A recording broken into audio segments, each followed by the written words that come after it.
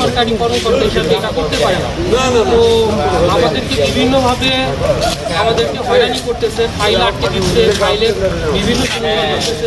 তারা ডিরেক্ট বাড়ি মালিককে অফিসে ডেকে পৌরসভাতে ডেকে তাদেরকে ভয়ভীতি দেখাচ্ছে যে তারা ছাড়া এখানে পৌরসভা প্ল্যান করে ফাইলগুলো আটকে যাবে, সে কাজগুলো ঠিক মতো হবে না এবং ফাইলগুলো কখনো পাস হবে না, এরকম তারা বলতেছে, যার কারণে বাড়ি মালিকগুলো আমাদের থেকে দূরে চলে যাচ্ছে। এই ফার্ম অ্যাসোসিয়েশন তাদের কাজ হচ্ছে ক্লায়েন্টের সাথে কনসার্ন করে তার মানসম্মত বিএনবিসি কোড মেনে মানসম্মত বিল্ডিংগুলো ডিজাইন করে পৌরসভাতে সাবমিট করা।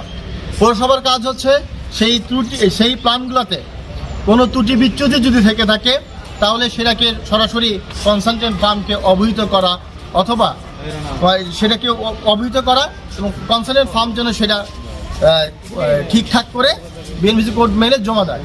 কিন্তু একটা জিনিস পরিতাপের বিষয় যে পৌরসভাগুলো হয়ে গেছে যে এই পৌরসভা না আসলে কোনো প্ল্যান পাস হবে না। তারা পৌরসভায় জব করেন, জবের পাশে তাদের কাজ হচ্ছে সেটা দেখভাল করা।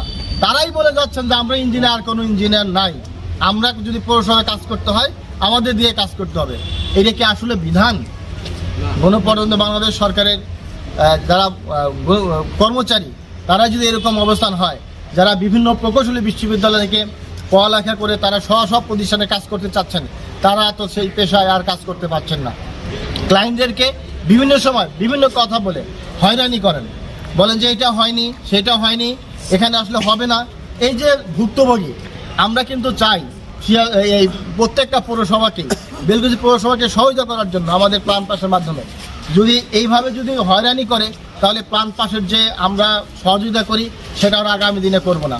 যদি আমরা এই প্রকৌশলী সমাজ যদি বিল্ডিং নির্মাণ থেকে নিজেদেরকে অব্যাহতি দেয়, এই এলাকার যে অবকাঠামোগত উন্নয়ন হবে সে উন্নয়নগুলো কিভাবে হবে?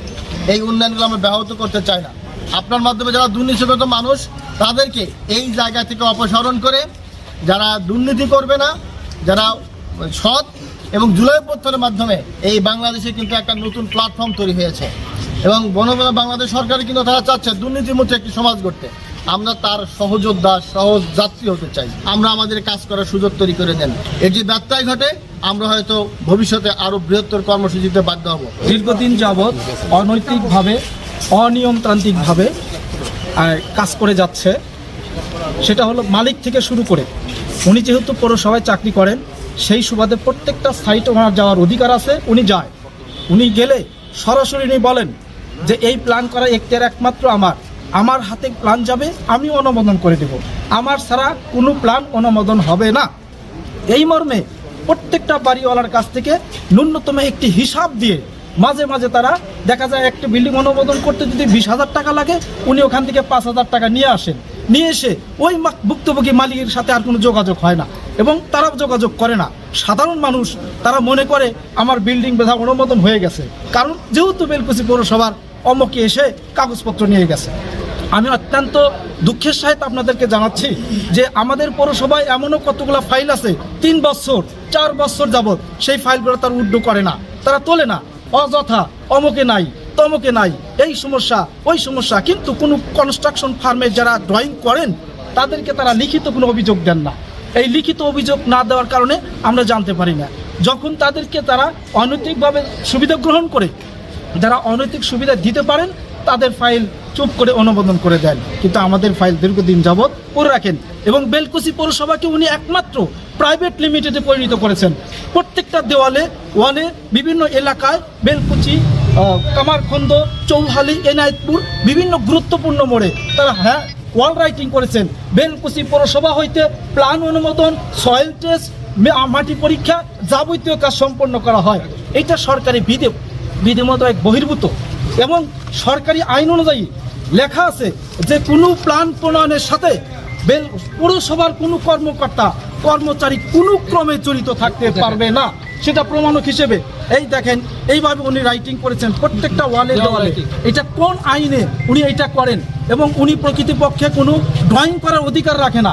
উনি ইঞ্জিনিয়ারও না, উনি কোনো আর্কিটেক্টও না, উনি একজন সার্ভেয়ার। তিনি সার্ভে পদে চাকরি নিয়েছিলেন। উনি একটি কনস্ট্রাকশন ফার্ম করেছেন, SA engineering consultancy, Mukundagati Matin সাহেবের পুকুরের পার। ওখানে ওনার যে এই ট্রেড লাইসেন্স ছাড়া উনি কেমন করে পৌরসভার আইন ভিত্তিক লোক হয়ে উনি কেমন করে এই ব্যবসা প্রতিষ্ঠান পরিচালনা করেন? আপনাদের কাছে আমার জোর আবেদন যে তারা এই অনৈতিক যে কর্মকাণ্ডগুলো করছে এটা জাতির সামনে দেশের স্বার্থে এটা তুলে ধরা। কারণ অনেক ভুক্তভোগী মানুষ আছেন যারা 3 বছর 4 বছর 2 বছর হয়ে টাকা দিয়ে রাখছেন, কিন্তু তারা আজকে পর্যন্ত প্ল্যান পায় না। এরকম অনেক ভুক্তভোগীর টাকা নিয়ে অস্বীকার করারও প্রমাণক আছে। সেটা হলো আমাদের বেড়াখড়ুয়া হাজী আব্দুল মজিদ সাহেবের টাকা নিয়েছিলেন, সেখানে উনি যখন অস্বীকার করেছিলেন তখন আমাদের শান্তু ভাইয়ের মাধ্যমে এটা একটা সমাধান হয়েছিল। আমি প্রমাণক সহ বলে দিলাম, এরকম অনেক লোকের টাকা নিয়ে সে আত্মগোপনে চুপ করে থাকে। যখন কখনো বলে কয় ঠিক আছে কাজ চলতেছে, আমরা কাজ করে আপনাকে দেবো। আমরা চাই উনি জানি আর এই বেলকুচি পৌরসভায় আর কাজ না করেন, কারণ এটা আমাদের এলাকাবাসী, আমাদের পৌরসভাবাসী অনেক সাফারার, যেটা মানুষ মুখে বলতে সাহস পায় না, কখনো বা না আমার বিল্ডিং ভেঙে দিবে। উনি যে কোনো সাইটে গেলেই বলে বিল্ডিং ভেঙে দিব, আমাদের সাথে কথা না শুনলে বিল্ডিং কাজ বন্ধ করে দেবো। ওই কাম তাদের অধিকার আছে বন্ধ করে দেওয়ার, কিন্তু অনৈতিকভাবে না, নৈতিক হয়ে সে বন্ধ করতে পারেন কর্তৃপক্ষ, উনি পারেন না। ওখানে মেয়র মহোদয় অনুমতি দিলে সেখানে অনুমতি দিতে পারেন। ওনার আরও কিছু রেকর্ড অতীতে আছে, উনি সকল কর্মকর্তার স্বাক্ষর ডুপ্লিকেট করেছেন, জাল করে প্ল্যান অনুমোদন দিয়েছেন।